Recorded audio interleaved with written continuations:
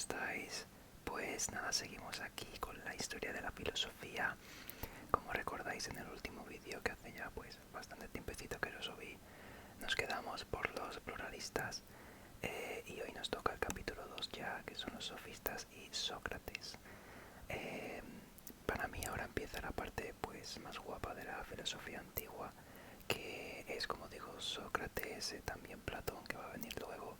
Así que vamos a darle caña con energía. Vamos a ir, no voy a leer el índice porque lo vamos a ir viendo ahora. Así que vamos a pasar directamente a el rollo. Vale. Si oís ruidos de fondo, os pido disculpas máximas, pero es que mis vecinos, no sé, están discutiendo casi todo el día, parece. Y bueno, pues es la putada un poco de vivir en una urbanización, ¿no? Así que nada, pero bueno, vamos a intentar, vamos a darle caña, venga, como digo. Vamos a empezar primero por los sofistas, que es la segunda mitad del siglo V antes de Cristo. Empezamos el periodo antropológico de la filosofía griega. Los sofistas constituyen un movimiento intelectual de la segunda mitad del siglo V antes de Cristo, cuyo surgimiento es consecuencia de la primera crisis de la filosofía. Esta crisis tiene lugar cuando la reflexión filosófica en torno a la física es sustituida por otra que tiene como centro al hombre. Por ello, el periodo cosmológico o físico de los primeros filósofos deja paso a un periodo antropológico. Vemos cómo se centran más en la figura del ser humano, ¿no? Aunque bueno, como sabéis, en la antigüedad era el hombre, pero se fijan más en eso, ¿no? Un sentido más centrado en lo humano que en lo cosmológico, como dice aquí. Al comienzo del siglo V a.C. tuvieron lugar las guerras médicas, en las que los griegos, dirigidos por Atenas y con la colaboración de Esparta, se enfrentaron al imperio medo-persa. Batallas como la de Maratón, cerca de Atenas, y más tarde las de Salamina y Platea, año 479, confirmaron el poderío militar de los atenienses. El éxito obtenido por Atenas en las guerras médicas influyó de modo importante en el surgimiento de nuevas formas sociales y políticas en dicha polis. Ya desde el siglo anterior, primero Solón y después Clístenes habían elaborado determinadas leyes tendentes a favorecer la situación del pueblo, el demos. Esta inclinación se vio incrementada a consecuencia de las guerras médicas. La nobleza o aristocracia ateniense, entre comillas, porque no se llamaba del todo así en esa época, incapaz de soportar solo con sus fuerzas la guerra con el numeroso ejército persa, se vio obligada a solicitar la intervención de las clases populares y de este modo estas, una vez acabada la guerra, reclamaron unos derechos y una legislación análogos para todos los ciudadanos, y poco después, con la subida al poder de Pericles, tuvo lugar el establecimiento de la democracia. Como sabéis, espero que lo sepáis, en Grecia se estableció la primera democracia de la historia, al menos que tengamos registro, ¿no? Llevada a cabo pues por el pueblo ateniense, perdón, griego, ¿vale? Vamos allá. La democracia, que viene de las palabras demos, que significa pueblo, y kratos, que significa poder. Ya sabéis de dónde viene el nombre de Kratos, del personaje de videojuego. Vale, la democracia favoreció la participación en los asuntos públicos de un mayor número de ciudadanos y otorgó una creciente importancia a las asambleas, las discusiones y debates políticos y jurídicos en el ágora, lo cual conllevó al nacimiento de una nueva cultura orientada a cuestiones de carácter práctico, de gobierno de la ciudad y de administración de la justicia. En este contexto social cobró cada vez más importancia la habilidad dialéctica para intervenir en las asambleas. Ello provocó la aparición de ciertos pensadores especializados principalmente en la enseñanza de la retórica, el arte de hablar bien, y de la dialéctica, el arte de preguntar y responder, encaminado a convencer al interlocutor. Los sofistas, los sofistas, como sabéis, son los que se encargaban, parece ser como un poco lo que pasa hoy en día, ¿no? Cuando hay democracia, que lo que importa es más convencer eh, a, a lo que sea, convencer al pueblo de lo que tú estás diciendo, ¿no? Aunque sea mintiendo básicamente, que, que diciendo la verdad y lo que es mejor para ellos, ¿no? Pero bueno, vamos allá. Así pues, las causas histórico-sociales de la aparición de los sofistas son el esplendor económico y, por consiguiente, cultural de Atenas, junto con su preponderancia política y militar, y la instauración de la democracia en Atenas, que conlleva la irrupción de las masas ciudadanas en la vida pública. Es la época de Pericles, la edad de oro de la democracia ateniense. El interés creciente y general por participar en la política impuso la necesidad de aprender retórica y dialéctica. Para esta época de la historia es súper importante, aunque veremos que también más adelante, pero era súper importante y súper bien vista, ¿eh? No nos olvidemos. Ahora no está tan bien visto esto, pero la retórica y la dialéctica estaban súper bien vistas en esa época. Los sofistas enseñarán tales artes y técnicas y cobrarán por ello. Son los primeros profesionales de la enseñanza. El sofista es un maestro que enseña todo aquello que es de utilidad para el éxito en la vida pública. Su filosofía no es teórica, sino práctica y útil. Muy bien. El punto 2. Características fundamentales del movimiento sofista. El escepticismo gnoseológico. Niegan que el hombre pueda llegar a conocer alguna verdad absoluta y universal, es decir, válida para todos los seres humanos, y ello porque defienden el subjetivismo, es decir, afirman que cualquier conocimiento lo es siempre de un sujeto y niegan por tanto que podamos conseguir alguno con validez objetiva. Vale, vamos a pasar para abajo. Y como segundo tenemos el relativismo moral y político. Afirman que tanto las leyes políticas como los valores morales son fruto del acuerdo o costumbre humanos, es decir, convencionales, y por ello siempre relativos, no absolutos.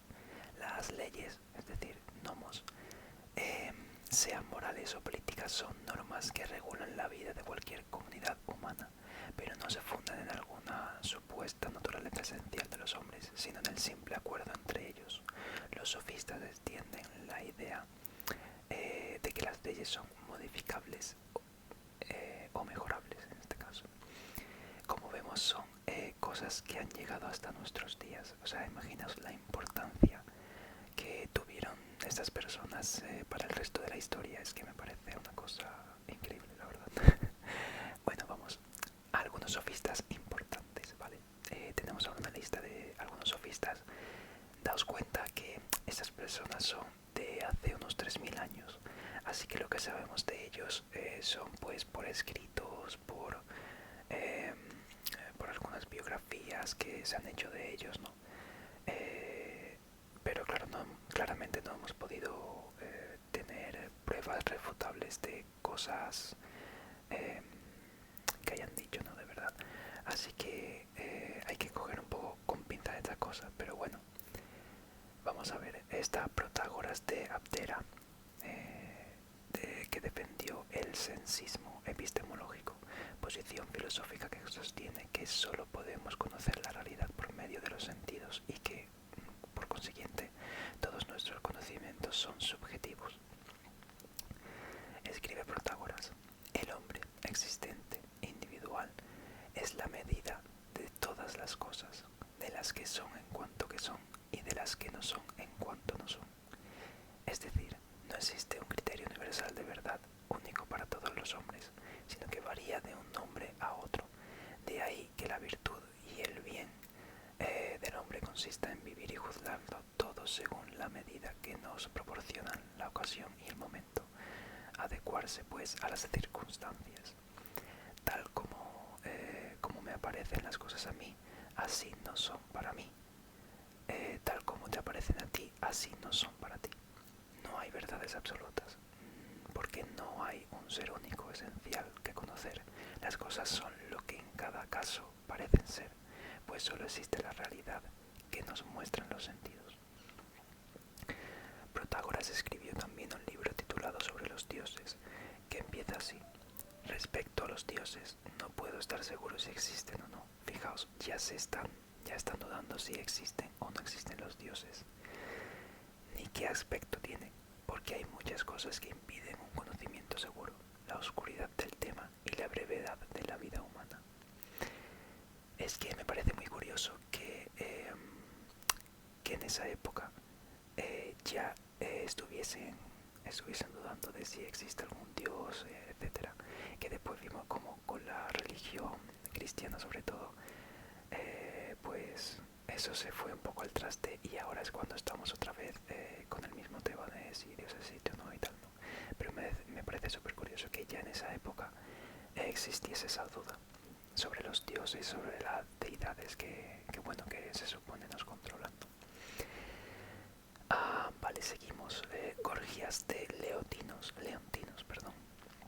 Es el primer filósofo que toma como objeto la reflexión, como objeto de reflexión al lenguaje.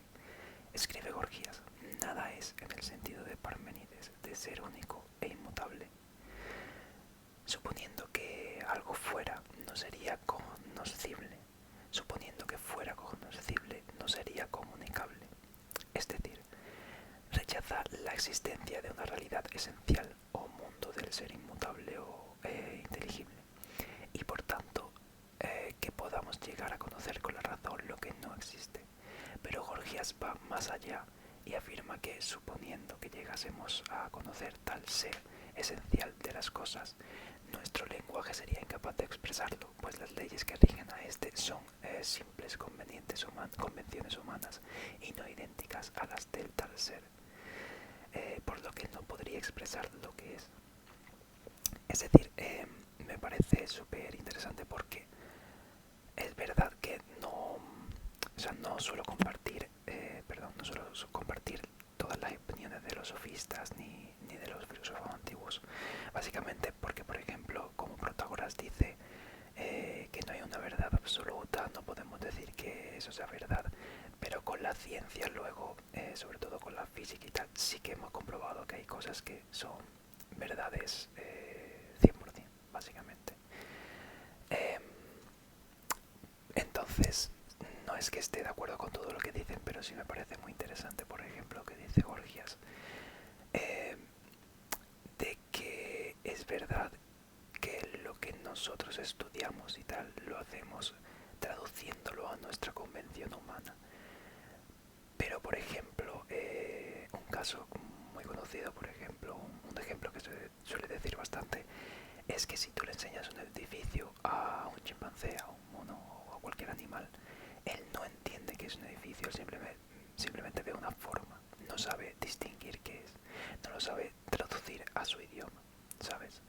Entonces nosotros es verdad que según nuestra convención, nuestras convencionalidades, si vemos algo que somos incapaces de entender, si vemos algo que somos incapaces de traducir a nuestra convencionalidad humana, pues nos va a resultar muy difícil de entender, como a ese mono es muy difícil de entender, casi imposible, lo que es el edificio, lo que significa que es el edificio. Así que vamos allá, no sé si me he explicado bien, pero bueno, yo me voy a callar un rato mejor y dejo que sean ellos lo que se explique. Vale, resumiendo, según Gorgias, no existe un ser parmenídeo, solo seres particulares conocidos a través de los sentidos. Suponiendo que existiera tal ser esencial de las cosas, no podríamos conocerlo, pues nuestro conocimiento está limitado a lo que nos muestran los sentidos. Es lo que he estado diciendo básicamente antes. E incluso suponiendo que pudiéramos conocer ese ser, no podríamos comunicarlo ni expresarlo, no podríamos decir lo que es, porque todo lenguaje humano es convencional y no, como ha dicho en este siglo un filósofo alemán llamado Heidegger, la casa del ser. Me resulta bastante interesante lo que dice Gorgias, la verdad. Vale, sigamos. A Pródico de Zeus. Es el representante del relativismo religioso. Expuso una teoría psicológica acerca del origen de la religión. Los hombres siempre veneraron y endiosaron aquello de lo que dependían sus vidas: el sol, el agua, el fuego, el rayo, etc. Es decir, que el sentimiento religioso del hombre no hace referencia a una realidad o ser superior existente en algún mundo más allá de este en el que vivimos, sino que está manifestado manifestando la inclinación o necesidad que hay en el alma humana de divinizar todo lo que le es útil para vivir o le inspira temor. Súper interesante, Dios mío, que me parece tan loco que esta peña que ya pensaba en estas cosas después sucumbiera tanto a la religión, por ejemplo la cristiana, por simplemente el terror y el miedo que pues que esta incurrían las personas, que me parece una pena total que se haya perdido esta mentalidad, la verdad. Pero bueno, vamos allá.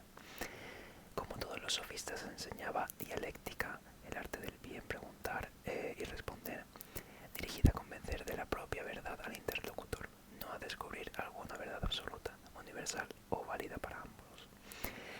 De él parece proceder el argumento contra el temor a la muerte que fue posteriormente utilizado por los epicúreos.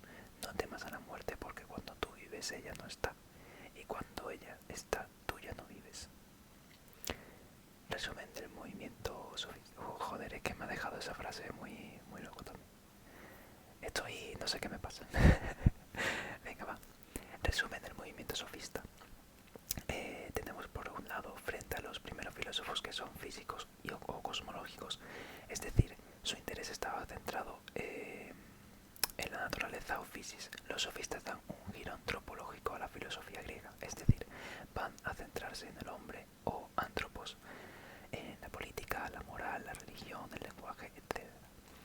Por otro lado tenemos que frente a la confianza que los primeros filósofos tienen en la capacidad racional del hombre para conocer la verdad acerca de la naturaleza o ser de las cosas, los sofistas introducen el escepticismo, niegan que podamos alcanzar alguna verdad universal acerca de la naturaleza de las cosas. Después tenemos que frente a los primeros filósofos que consideran a la sociedad como un producto más de la naturaleza humana, los sofistas sostienen que el fruto de un antiguo acuerdo, que es el fruto de un antiguo acuerdo o convención entre los hombres, es decir, algo artificial. La polis, pues, no existe por physis, sino por nomos. Vale, no existe, o sea, existe por las leyes, ¿vale?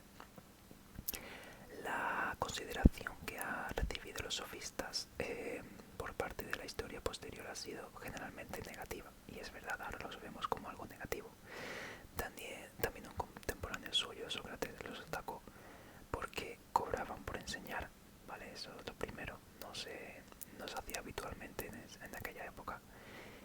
Introducían el relativismo moral, es decir, está bien ser relativista en el sentido de que no hay que tomar una verdad como absoluta, sino que verlo por otras formas, por otros lados. Pero sí que si lo relativizas todo demasiado, al final pierdes un poco el objetivo o pierdes un poco la manera de ver el mundo tuya propia. Si relativizas demasiado las cosas, creo que al final dejan de importarte, perdón, lo que tienen que importarte. Y hay cosas muy importantes que no pueden ser tomadas relativamente.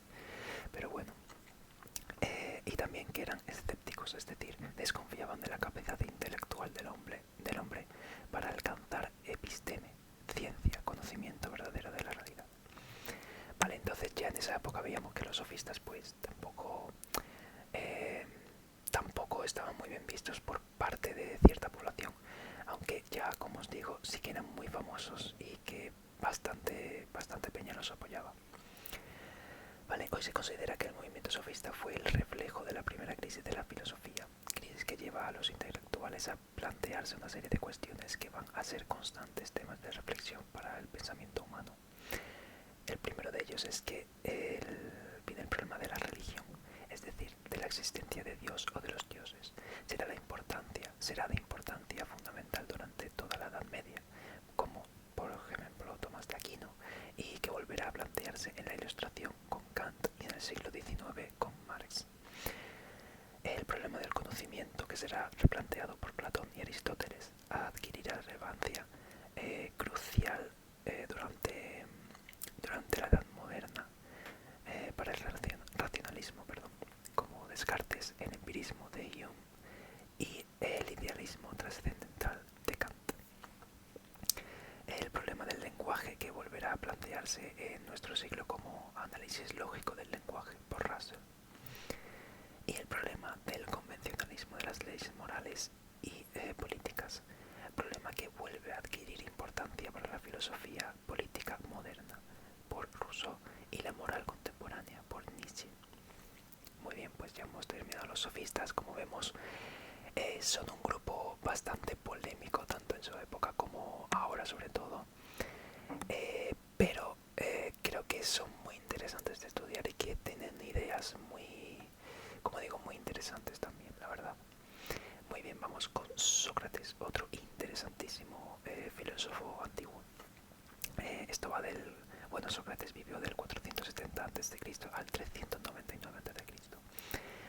Vale, Sócrates nace en Atenas y muere en la misma ciudad, condenado a beber la cicuta, un fuerte veneno, bajo la acusación de corromper a la juventud y de impiedad, falta de respeto para con los dioses de la polis. O sea que ya hemos visto que Sócrates, desde luego, muy bien, no estaba visto, la verdad, ni acabó demasiado bien tampoco en su época.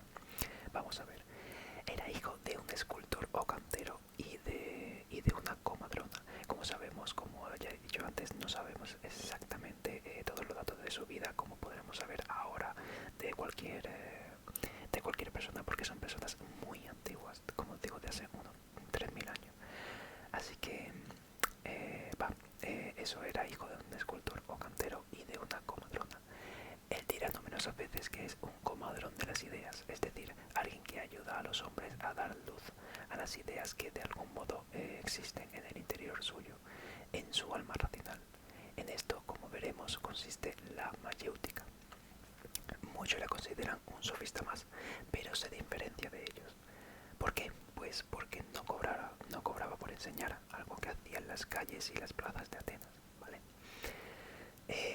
Porque no enseñaba nada. O sea, una de sus frases más conocidas es: solo sé que no sé nada. Únicamente ayudaba a sacar a la luz a través del diálogo las ideas que sus interlocutores ya poseían en cuanto seres humanos y por tanto racionales.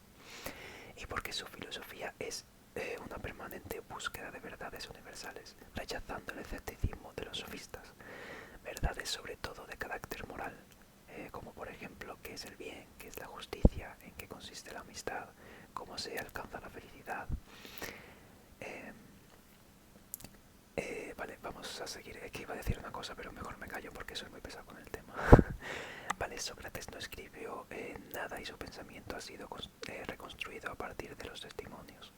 Vale, como vemos, es verdad que Sócrates odiaba los libros porque él creía que al plasmar tus ideas en un libro era como que las borrabas de tu mente o algo así, no sé, no me acuerdo muy bien, pero es verdad que odiaba totalmente la idea de escribir el libro, y lo rechazó totalmente a lo largo de su vida. Él tenía sus propias conclusiones y sus propias ideas y las plasmaba a la gente, ¿vale? Muy bien. Entonces tenemos sus testimonios a partir de Aristófanes, escritor de comedias. En una de sus obras teatrales, Las nubes, caricaturiza a Sócrates y lo pinta como un sofista más, pero que está en las nubes. Es decir, lo pinta como algo peor incluso que los sofistas. Que los sofistas por lo menos pues daban algo, ¿no?, como asentado, y él estaba como en las nubes así divagando un poco de los temas. Genofonte, en sus obras Defensa de Sócrates y Memorables, presenta a Sócrates como un filósofo que identifica la virtud con el saber. Ya vemos a gente que sí de verdad quiere, que le gusta. Y bueno, Platón, ni hablar de él, ¿no? En los llamados diálogos de juventud, como veremos, la mayor parte de las obras platónicas están escritas en forma de diálogo entre varios interlocutores. Platón nos presenta a Sócrates en constante disputa dialéctica con nuestros sofistas. Aristóteles, que puede ser considerado como el primer historiador de la filosofía, muy importante Aristóteles, nos dice que a Sócrates se le deben dos cosas: el razonamiento inductivo, procedimiento o método de nuestra razón, en el que, partiendo del examen de lo particular, hombres, amigos, acciones justas, etc., se llega a establecer su concepto universal: hombre, amistad, justicia, etc. Es decir, se llega a una definición esencial de lo examinado. Vale, entonces tenemos ese razonamiento inductivo y los conceptos universales, que es, bueno, serían la definición esencial de una realidad determinada. Sócrates trató de establecer definiciones rigurosas y universales, válidas para todos, por estar hechas como la razón o logos, de conceptos morales como bien, justicia, felicidad, etc., como hemos visto. Estos conceptos racionales de carácter universal habrían de servir como criterio para valorar tanto el comportamiento humano individual como el funcionamiento de las instituciones políticas. Como vemos, Sócrates no dejó indiferente a nadie, básicamente porque fue una persona muy importante dentro de la filosofía. Para algunos un loco y para otros pues un hombre que sentó las bases de una filosofía más moderna. Vale, vamos a exponer los dos pilares de la filosofía de Sócrates. Están su método y su ética. En primer lugar, el método socrático. Sócrates está convencido de que cada hombre posee dentro de sí, en su alma racional o logos, ciertas verdades de carácter universal que solo llega a descubrir a través del diálogo, confrontación, enfrentamiento o lucha, pero incruenta, de dos logos. Es decir, su diálogo no es un enfrentamiento entre dos personas, sino la discusión sana de dos ideas, ¿vale? Vamos a verlo. Por ello, su método de investigación-educación consiste, en primer lugar, en la ironía. Es el punto de partida.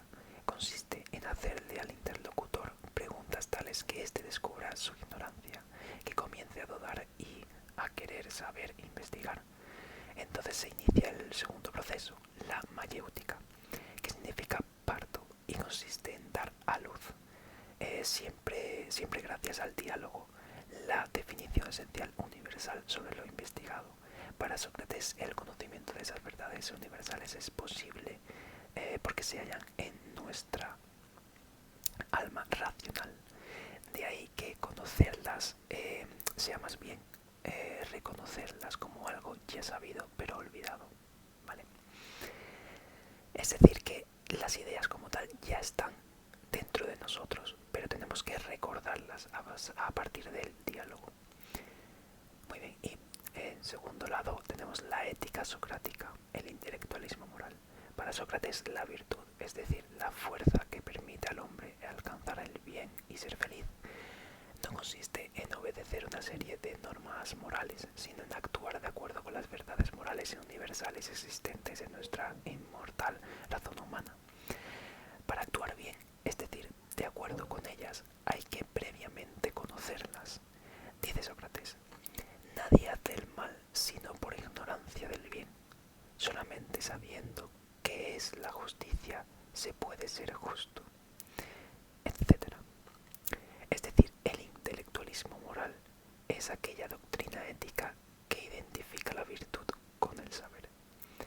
Hombre bueno es igual a hombre sabio, que es igual a hombre feliz. Vale. Asimismo, una ciudad solo llegará a ser buena y justa si lo son sus hombres, sus personas, ¿vale? Digamos. Y esto, ya sabemos, solo podrán serlo si conocen lo que es la justicia y el bien.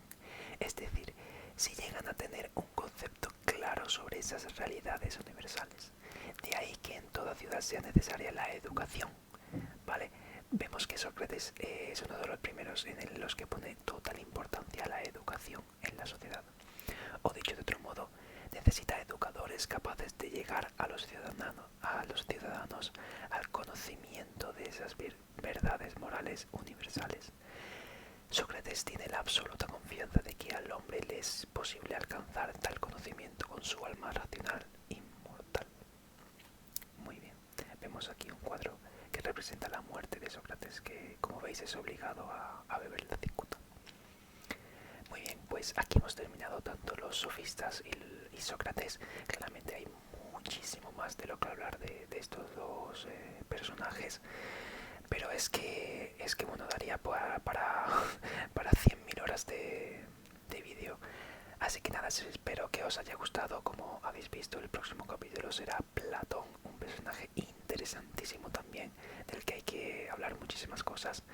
Así que nada, nos vemos en el siguiente capítulo. Espero que os haya gustado el vídeo y hasta la próxima. Adiós, adiós, adiós.